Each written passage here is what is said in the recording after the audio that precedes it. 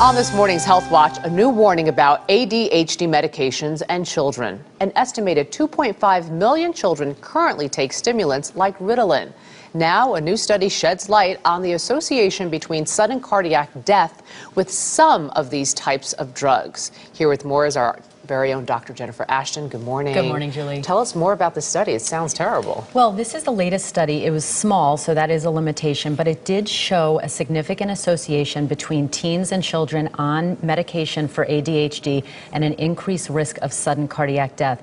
Now, that sounds very frightening, and all parents are always concerned about worst-case scenario. The good news is that sudden cardiac death, while it affects 300,000 people in the country a year, it is a rare event. Only a minority of that number is teenagers. So it's just the latest study, and more information really needs to be done. So what do researchers think is the possible link between taking drugs to treat attention deficit and cardiac arrest? Well, it's a very important association. All of the class of medication used for ADHD belong to a stimulant class known as amphetamines, and they do have very potent effects on the body. They increase the heart rate, they can increase the blood pressure, and they help with focus and attention in that manner. They can also, in a troubling manner, be used as a drug of abuse, and there is a questionable small but increased risk of sudden cardiac death, and this study is the latest that shows that association. Are there certain groups of children who are more susceptible to sudden cardiac arrest or sudden cardiac death if they're on these drugs? It does appear that there are, and the American Heart Association and the American Academy of Pediatrics have published loose guidelines